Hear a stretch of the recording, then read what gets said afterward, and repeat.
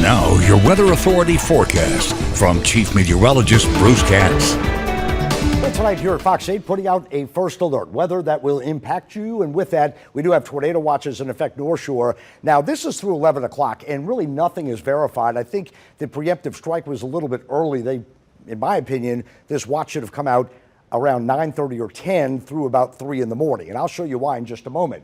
Here's our main low. The main low itself, farther north, you can see the colder air coming in behind it, but look at the streamlines of these winds coming in. So what we're doing is we're feeding in a lot of warm, moist air into the cold air, and we're getting a big split in the atmosphere where we're seeing a big line of storms. Now, over the next few hours, we do have the threat of some tornadoes. In fact, right on the border on the extreme northern end of Washington and Tangipahoa, this area here, orange hatched, a level 3 enhanced, we need to pay attention. Hatched means stronger than normal tornadoes and longer track tornadoes that could be on the ground for a mile or two or even more.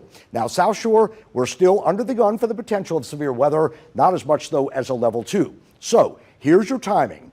Anywhere from after 10 o'clock from the western areas to the eastern areas coming in on the Mississippi Gulf Coast by 5 a.m. So from 10 o'clock, western areas of Tangi to the east around areas of the Mississippi Gulf Coast, split it right around 2 o'clock here in the city. Here's at level 2. Threats indicate on the impacts, winds up to 55 or greater. Could see a couple of tornadoes possible with a spin up. Rain, brief, 1 to 2 inch quick hit and out. So right now flooding not an issue, but hail could be a problem. Now, here's what I'm talking about. This is 11:30. Most areas still out west are seeing the big storms where we're not seeing as much. So at this point, 11:30, tornado watch has expired. Likely they will reissue it up and through the wee hours of the morning. South Shore, it'll be interesting to see as well. But look what happens as we move in between 2 and 3 o'clock. Parts of the North Shore moving through 2 to 3. In the city, 2 to 3, heavy downpours, could see some spin-ups. On top of that, potential of hail and gusty winds. But watch how quickly, by at least 4:30, the rain begins to move on out. North Shore is done just before 5 a.m. South Shore moving out by 5, and then by 6 to 7, it's basically done even on the Gulf Coast. So this is going to be a short-lived situation. However, we do have a window between, say, midnight and 5 a.m. for the threat of some of those storms. As a result, we are putting out that first alert. Now, as far as rain potential, this area indicates maybe on North Shore up to 2 to 3 inches of rain. Now, this could be anywhere on the map, but that will be it as that system moves out. So we may get a big burst of rain, could see ponding on the roadways, but it's really not going to last that long because by daybreak, it is out of here. We do have a flood potential, albeit very low, and I want to reemphasize, I don't think this is going to be a flood event with the quick movement of those storms. Let's take a look now outside right now. It is a partly to mostly cloudy night so far. Viper showing big storms to our north. That is where this big enhanced risk is, and also the hatched area for stronger than average and long track tornadoes.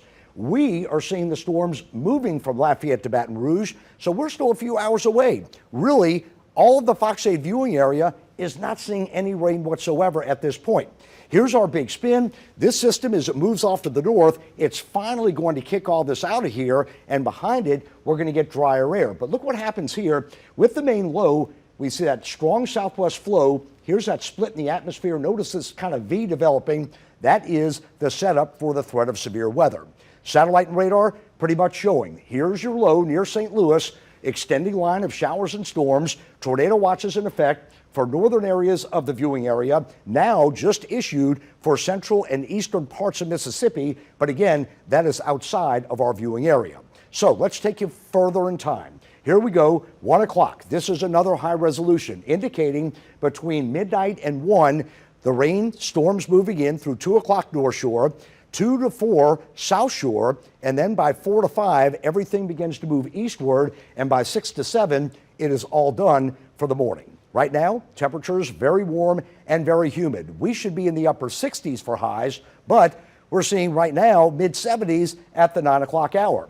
Look at the temperature change, almost 30 degrees warmer than 24 hours ago. That should be an indication something is changing and happening.